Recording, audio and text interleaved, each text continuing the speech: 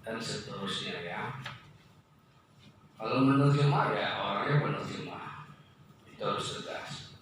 Jadi jangan sesekali ada kata penulis halaman demi halaman, baik proposal tesis maupun nanti sudah bentuk tesis yang sempurna. Ya. Selanjutnya saya nggak perlu banyak tentang tata bahasa karena bukan waktunya, cuma mempertegas saja ya. Ya, kalau ada kata depan berhubungan dengan nama tempat itu harus dipisah. Umumnya kan banyak kata di metro ya bisa spasi. Di kalangan, contohnya halaman 2. Maka kalau boleh saya menyampaikan pelaku ya, halaman 2 ini paragraf kedua, kenyataan ini koma telah. Nah ini kadang-kadang kalau saya lagi semangat ataupun membahas kiri kanan saya setuju, saya akan membahas cukup mendetail walaupun seminar proposal. Karena mohon maaf untuk para teman-teman dosen, umumnya teman-teman dosen sendiri, karena keahlian di bidang tata bahasa ini saya katakan dosen sendiri ya mungkin 99,99% sangat-sangat kurang. Ya, alhamdulillah saya mempunyai kemampuan dari Allah SWT di bidang tata bahasa. Jadi kenyataan telah komanya dibuang, itu satu contoh saja ya, satu contoh saja.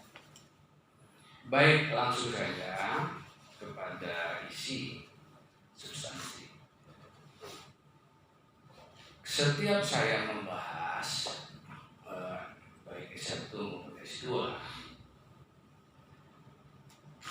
skripsi tesis disertasi, latar bab 1 pendahuluan terdiri dari A besar, latar belakang masalah, B besar, pertanyaan penelitian atau rumus masalah, C besar, mungkin tujuan dan manfaat penelitian, D besar, mungkin penelitian relevan, dan seterusnya.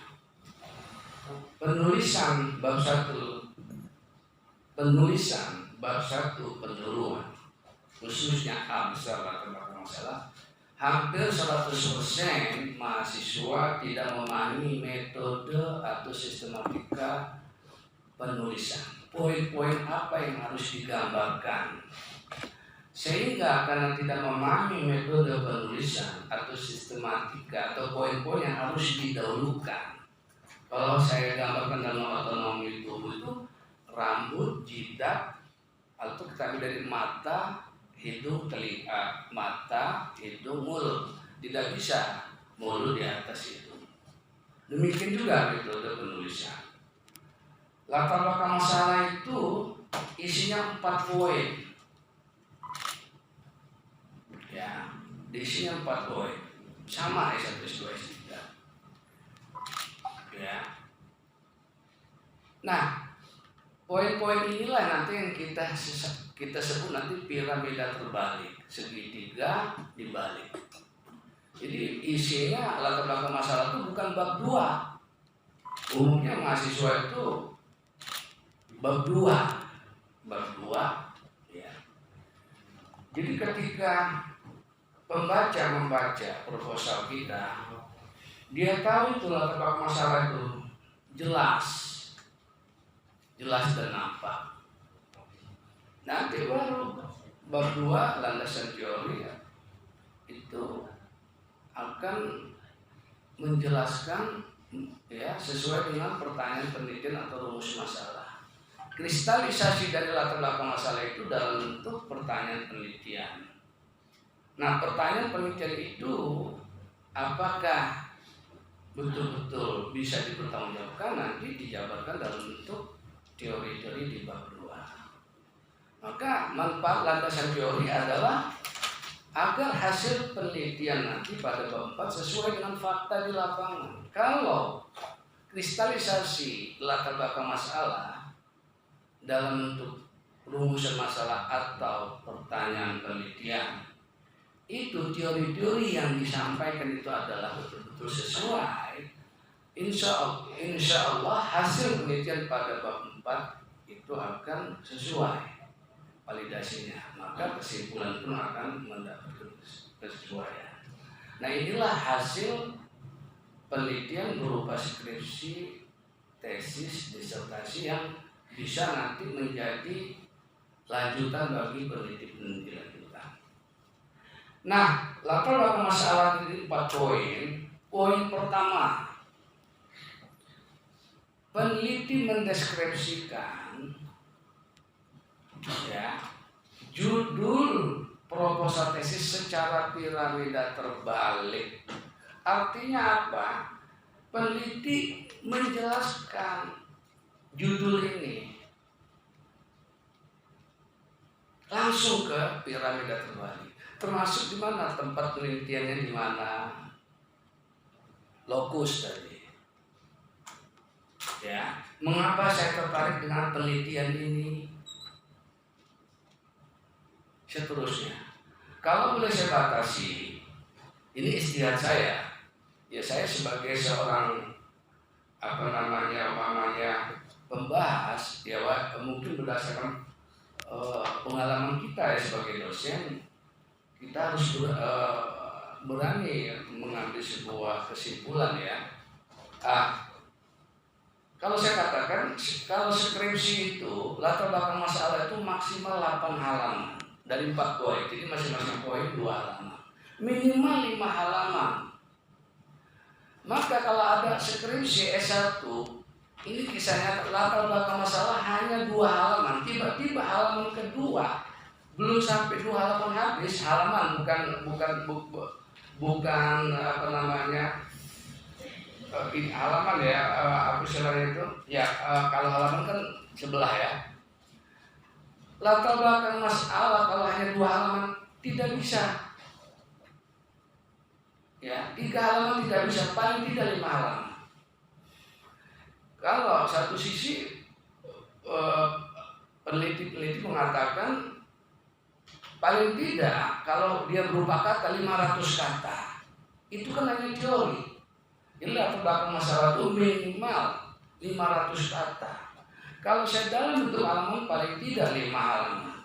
Kalau tesis maksimal 12 halaman, paling tidak 8 halaman.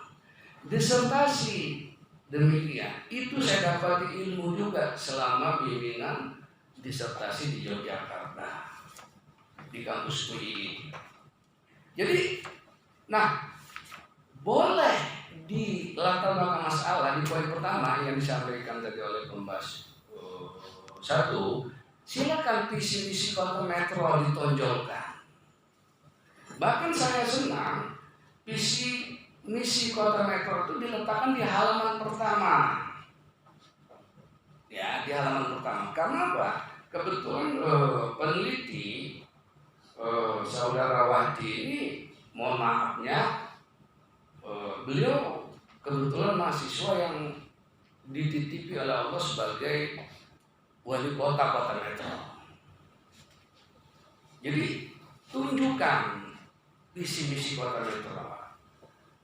Nah, berdasarkan visi Kota Metro, ya, matchingkan dengan judul proposal tesis yang saya katakan piramida terbalik. Apa itu? Optimalisasi kepemimpinan, kan?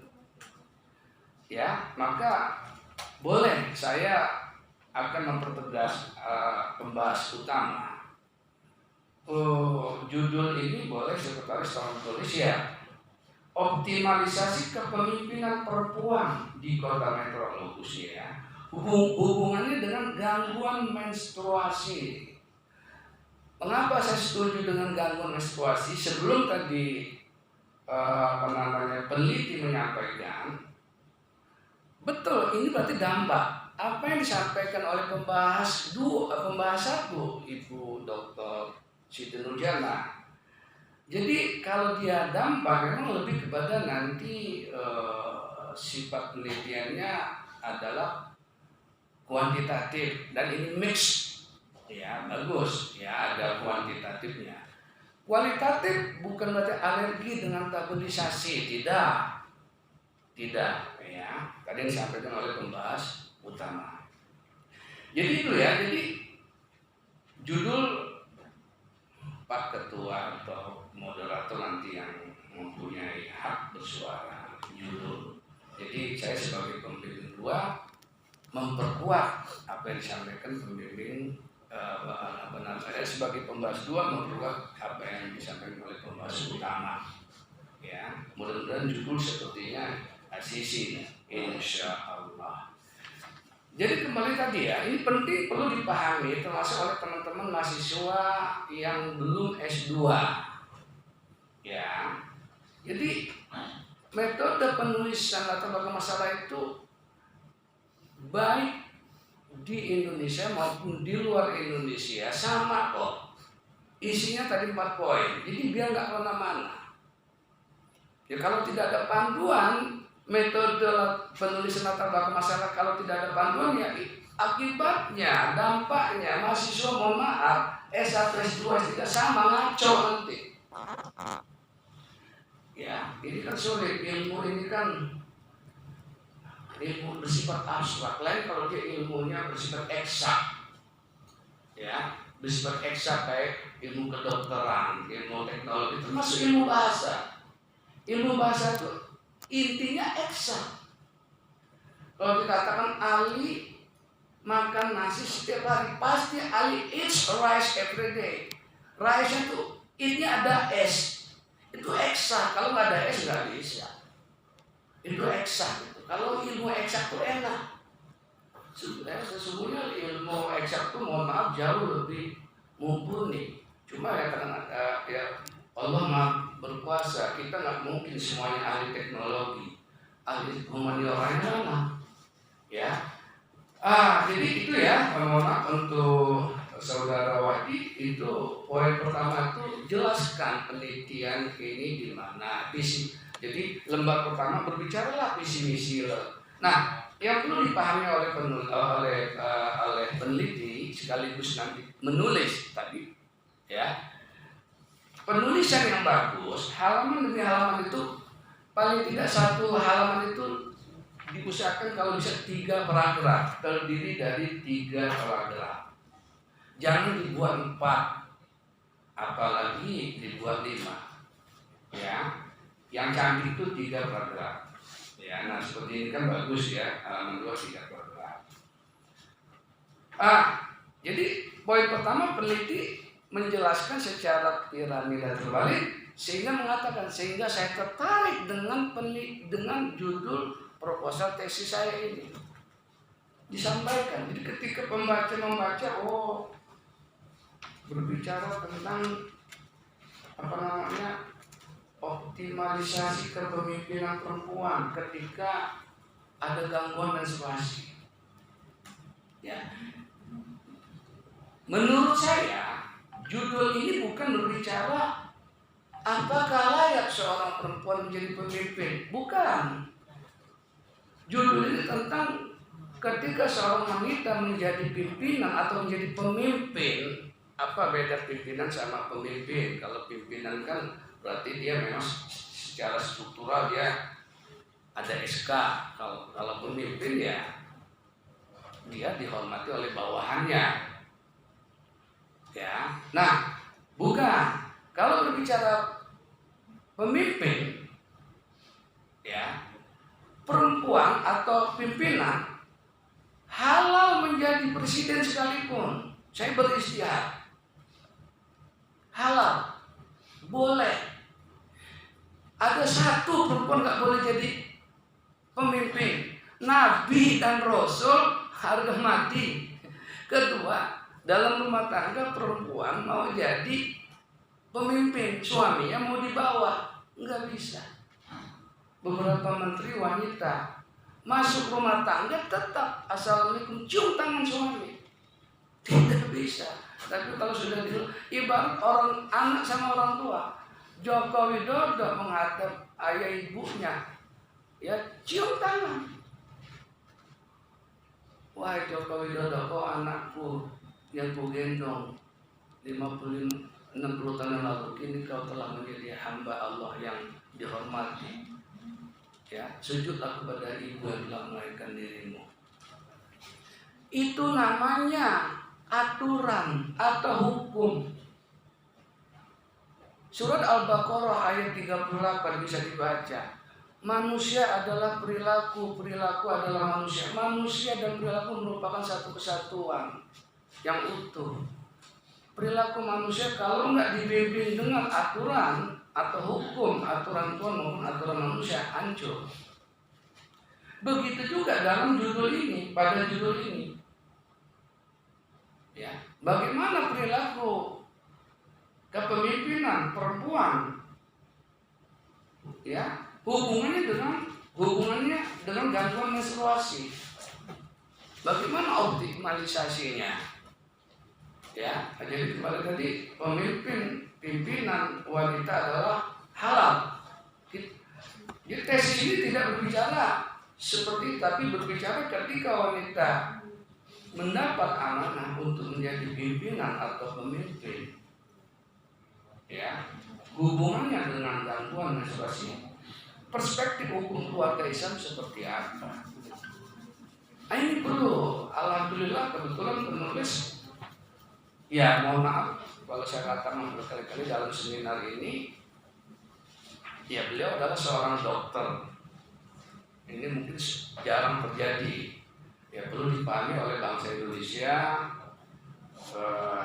Seminar proposal di IAIN pada hari ini, tepatnya pada tanggal 31 Mei 2022 pada hari Selasa.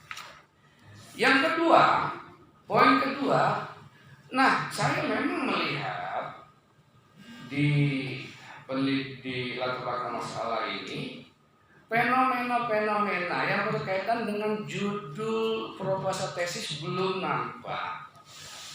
Peneliti lebih menampakkan tadi, mohon maaf, gemerlang dan seterusnya. Betul tadi kalau tidak salah pembahas 2 ya, pembahas 1.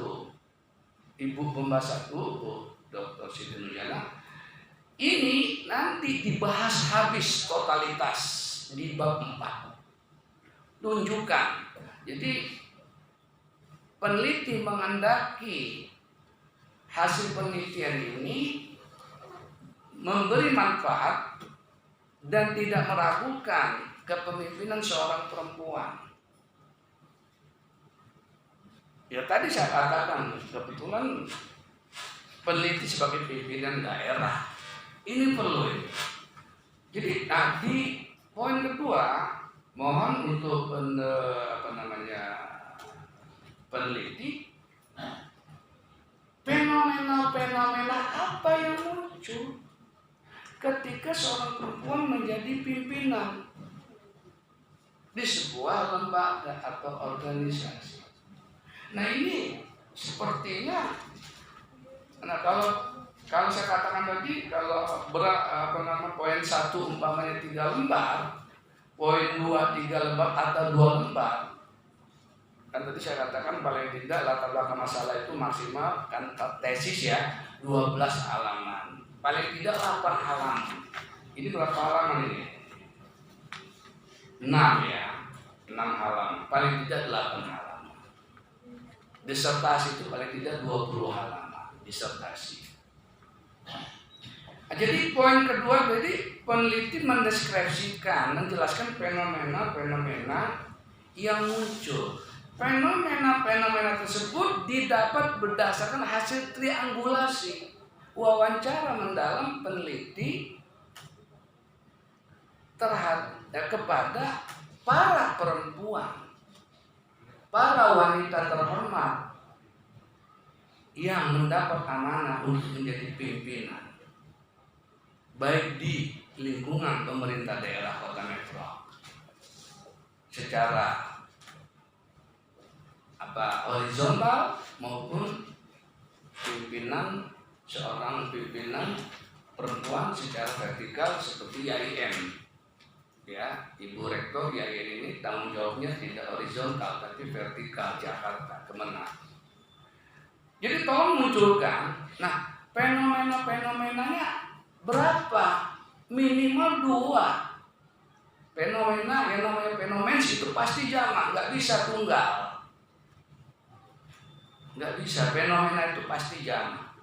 Berapa banyak? Silakan berdasarkan maksimalisasi peneliti. istihad peneliti, kalau bahasa saya berdasarkan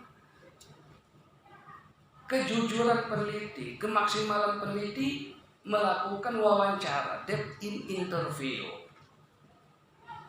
Apa betul menstruasi itu akan mengganggu? Bagaimana? Nah itu tolong dituangkan di poin kedua. Jadi begitu orang baca, oh iya ya, apa namanya, dampak gangguan menstruasi. Nah ini nanti analisisnya bisa berbentuk kualitatif. Kualitatif kan sesuatu lebih sulit kan daripada kualitatif daripada kuantitatif.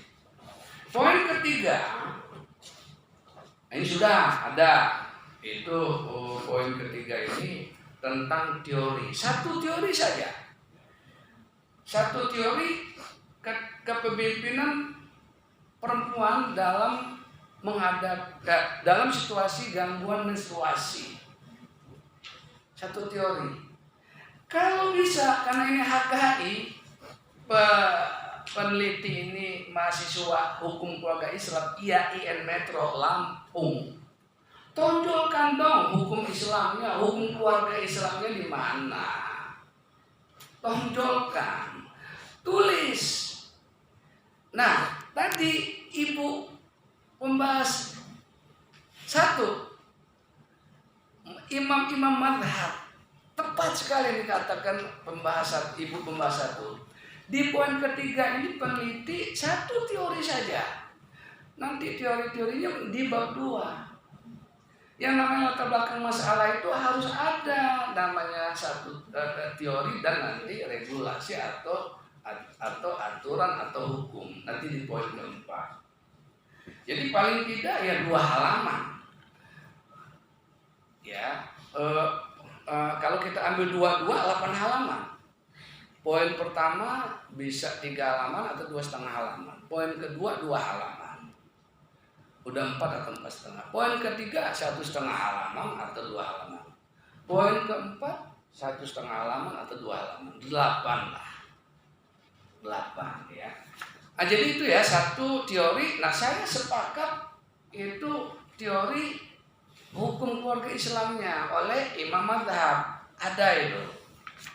Yang terakhir poin keempat, peneliti mendeskripsikan satu aturan, satu hukum. Nah karena ini HKI, ambillah ayat Al-Quran, boleh peneliti menulis surat At-Taubah ayat 71. Ya, wal mu'minuna wal mu'minati ba'dum awliya'u ba'd ya'muruna bil ma'ruf wa yanhauna 'anil munkar. Ini kepemimpinan ya, baik laki-laki maupun perempuan. Ketika seorang pimpinan atau pemimpin memimpin, wajib menegakkan kebenaran dan wajib menindas, ya, bukan menindas, wajib mengingkari kemungkaran, meluruskan kemungkaran, bil hikmah wal mau'izatil hasanah. Itu jadi di poin keempat ini jelas, ya. Oh, teorinya ada, oh, hukumnya ada. Itu, ya. Jadi lengkaplah sudah latar belakang masalah. Lalu jatuhlah ke B besar, yaitu pertanyaan penelitian. Nah, pertanyaan penelitian mohon untuk sekretaris tolong ditulis. Ini saya sudah menulis, tolong ditulis. 1. Apa dampak gangguan menstruasi, optimalisasi kepemimpinan perempuan di kota metro? Kusenah katanya. Apa dampak gangguan menstruasi, optimalisasi kepemimpinan perempuan di kota metro? Ini tadi saya mengutip dari pembahas 1 dan pembahas utama. Jadi ini kalau apa itu berarti kualitatif. Kuantitatifnya ya nomor 2 ini. Nomor 2, bagaimana optimalisasi kinerja kepemimpinan perempuan di kota metro. Sudah. Hubungannya dengan gangguan menstruasi. Kita menggunakan bahasa yang singkat, padat, jelas. Jadi bahasanya enak didengar, enak dibaca. Sekali lagi saya ulangi, nomor 1, apa dampak gangguan menstruasi optimalisasi kepemimpinan perempuan di kota metro? 2, bagaimana optimalisasi kinerja kepemimpinan perempuan di kota metro hubungannya dengan gangguan menstruasi. Ya. Nah, nomor 7. Tujuan dan manfaat. Tujuan oke, tujuan mengikuti saja ya, mengikuti tujuan penelitian, mengikuti pertanyaan penelitian untuk mengetahui, untuk menjelaskan, untuk memahami, untuk menganalisis. Manfaat penelitian. Manfaat penelitian terdiri dari 2A dan D. A, manfaat teoritis. Nah, penelitian ini diharapkan itu letaknya di bawah, jangan disambung. Jangan manfaat penelitian, ya, karena ini bukan definisi. Begitu juga manfaat praktis. Tadi sudah ada masukan dari pembahas utama dan pembahas 1 ya. Penelitian relevan. Saya mohon juga kepada peneliti, karena sebagai kaprodi ya, saya menyampaikan kepada mahasiswa lain minimal 7 atau 6 kan. Penelitian relevan di UII S3 itu sudah ditulis wajib 25 kurang tidak bisa. Jadi memang kita ini program Pascasarjana IAIN Metro yang saya ketahui belum memiliki panduan. Saya baca belum ada berapa ya. Ya paling tidak 5 atau 6 lah ya. Mungkin ditambah lagi lah 2 tadi. Kalau saya ada masukan juga dari pembahas 1 ya. Oh ya, baik. Berarti selesailah latar belakang masalah. Ini kayaknya nggak lama lagi, karena bagi saya yang terpenting juga bab 1 tadi, ada pun bab 2 dan bab 3 tadi alhamdulillah masukan sudah cukup. Bab 2 langsung saja. Tolong bab 2 ditambah. Nah, ini betul tadi ada 1 ya, kajian teori pengertian kepemimpinan perempuan ya, ditambah ada perempuannya ya. Saya minta kan ini A, tinjauan umum tentang kepemimpinan perempuan. 1, pengertian kepemimpinan perempuan. Ya, harus, karena dari segi tata bahasa, maaf, wajib bukan sunnah lagi ditambah kata perempuan. Ya, karena di atas kepemimpinan perempuan. Ya, utama, yang paling utama dalam ungkapan ini pres ini adalah kepemimpinan perempuan. Maka pengertian kepemimpinan perempuan langsung ke fokus, tidak berjalan. Yang kedua, saya minta kepada penulis atau peneliti, nomor 2 ini dasar hukum kepemimpinan perempuan. Utamakan. Nah, di bawahnya Al-Quran, lalu hadis. Silakan mau ijma ulama. Nanti karena ini HKI berdasarkan Al-Quran dan hadis Rasulullah yang tadi disampaikan oleh peneliti Saudara Wahdi tadi, betul tentang kepemimpinan perempuan Ratu Persia yang menggantikan kakeknya ya. Itu situasi saat itu. Ya, situasi saat itu saja. Ya, bukankah jelas ar-rijalu qawwamuna 'alan nisa bima fadallahu ba'dhum 'ala ba'dhin wa bima anfaqu min amwalihim. Ayat ini bukan masalah wanita tidak boleh menjadi pemimpin walaupun ada ulama yang keras. Tidak, saya sebagai mohon maaf sarjana hukum, memang alumni pesantren. ya cukup hobi membaca tentang ayat-ayat hukum. Saya berseberangan totalitas dengan yang tidak membolehkan wanita menjadi presiden. Awal mula Amin Rais melarang Megawati jadi presiden. Akhirnya tekuk lutut juga Amin Rais. Saya ingat sekali itu. Akhirnya pertendian bahasa setuju Megawati jadi presiden itu. Ya, itu ya apa namanya di awal-awal reformasi. Jadi ayat 34 itu Anissa kalau nggak salah itu ayat sifatnya adalah al-khobar saja, ya, al-khobar, bukan sifatnya adalah normatif. Kalau normatif dia menjadi hukum. Ayat itu bukan ayat normatif. Kalau normatif ya sudah, dalam rumah tangga normatif, perempuan tidak bisa menjadi pemimpin suami. Ayat itu jadi kalau boleh dikatakan secara teks sosiologis, ya, itu merupakan sebuah fakta kalau wanita itu memang betul-betul halal menjadi itu secara teks sosiologis, ya. Wanita ternyata memiliki kemampuan menjadi pemimpin. Nah, ketika terjadi gangguan menstruasi, nah ini yang mau dimunculkan, ya. Oke, jadi tolong tadi dasar hukum diperbanyak, ada dasar hukum, udah itu teori-teori. Nah, dari hadis Nabi, ulama-ulama berteori. Usul fikih itu adalah teori yang paling canggih. Usul fikih adalah sebuah teori sangat-sangat canggih. Profesor Dr. Yudian, mantan rektor Suka, ya, Yogyakarta, ya. Nah, silakan itu diperbanyak, ya. Mohon maaf daripada kalau saya boleh mengatakan di sini saya lihat kan lebih banyak teori-teori kepemimpinan menurut non-muslim, ya.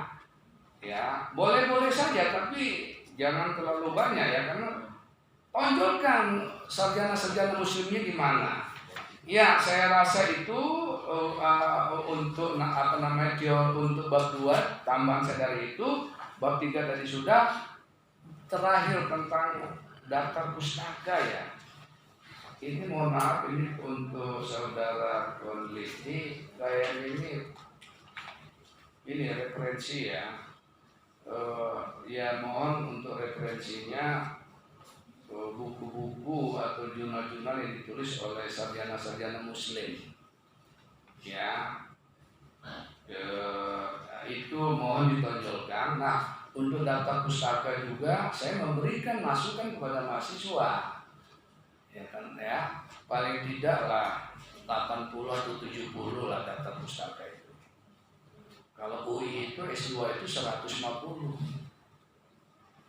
Ya, kalau kita itu nggak ada patokannya, paling tidak 60 atau 70. Maksimal berapa Pak Azmi, saya ditanya. Ya, saya sebagai kaprodi kalau tidak menyalahi, ya baik Pak Direktur maupun Bu Rektor, saya bilang 115, 120.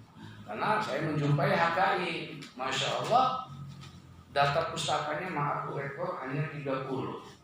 Apakah ini menyalahi? Lalu saya bilang, loh orang S1 saja bisa 50 kok. Ya, saya nggak tahu, itu mungkin Pak Soe lebih pakar di bidang ini. Terima kasih, itu saja masukan dari saya. Lebih dan kurang, kalau ada salah tentu dari saya pribadi, pada Allah saya minta ampun, pada kalian semua saya minta maaf. Kalau itu benar 100% datangnya dari Allah SWT. Terima kasih. Assalamualaikum warahmatullahi wabarakatuh. Waalaikumsalam warahmatullahi wabarakatuh. Terima kasih Pak Dr. Azmi Sirajuddin. Intinya ya penegasan